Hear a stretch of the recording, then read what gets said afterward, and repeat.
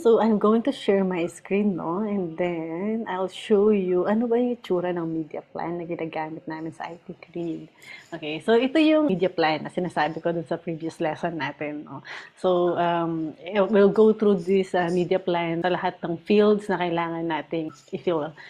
And then, date, I think, understandable na to. Anong date mo siya ginawa? Sino yung gumawa? Yan. Bakit may prepared by? Kasi sa agency, gusto, since hindi lang ako yun, so may team member. So, para for documentation purpose na, okay, ginawa to nung isang member ng agency namin. So, kaya may prepared by. So, if this is for your own business, hindi mo siya kailangan. Okay, now we'll go through dun sa information about the client. So, bakit mo kailangan gawin ito? Di ba?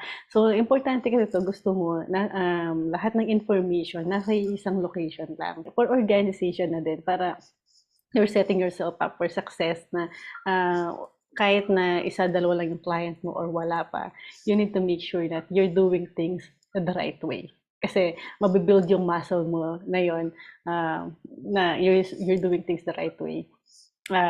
Kung mag-i-start ka na agad. Am I making sense ba? Yes, yes. Okay. Okay, so let's start. By the way, so yung po-promote natin is yung M. Dantes Online Music School. Isa sa mga service nila, which is yung guitar lesson. So yung brand name, which is kagandahan dito, yung brand name nila, at saka official name, yung isa lang. May mga instance kasi na ang brand name at saka ang official name is different. Say for example, one of our client is, brand name nila is Subhub, and yung official name nila is Submachine. So, it's important na alam natin yung brand name nila. So yun, lalagay lang natin yung brand name ng Envantes. Tsaka yung official company name, same with the business name. Same lang lahat ng yan. And then yung phone number nila, type na lang natin. 127. Okay, bakit importante yung phone number? Bakit, yung iba dito, optional, say for example, phone number, pero if alam mo yung phone number nila, mas better kasi if you need to communicate with the client right away, alam mo na andito lang yung number niya. Importante din na alam mo yung email address niya. Say for this one, it's I think it's hello@endantes.me, and then business address nila is Valenzuela, Philippines. And then business type nila is an online business school. No need Then, na i-type yung buong address as in yung block 5, block 3. pwede naman.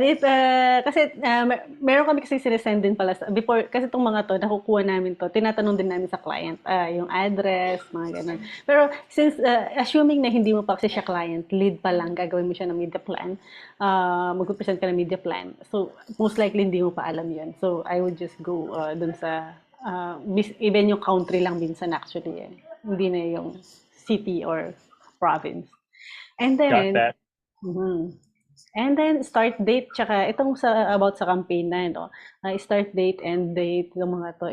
Kung hindi, wala ka pa, prospect pa lang, di mo pa alam.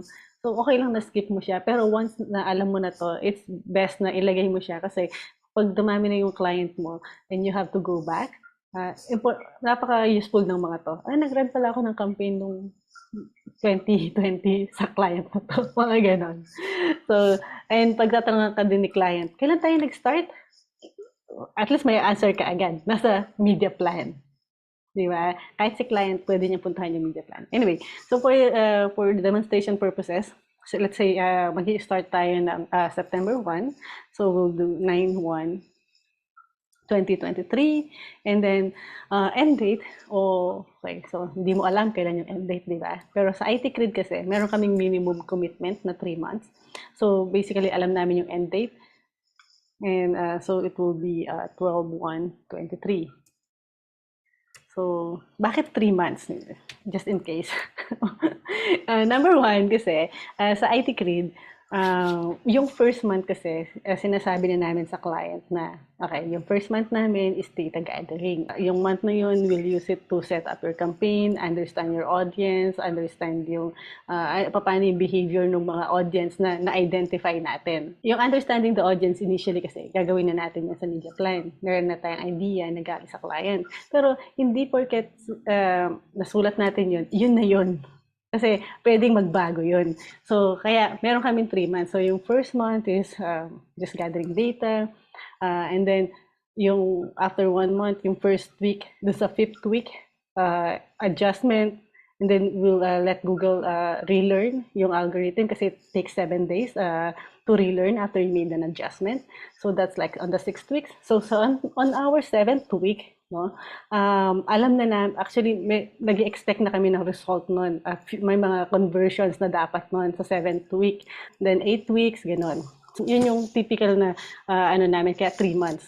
So, meron kaming enough time to gather, improve, and to actually get a result.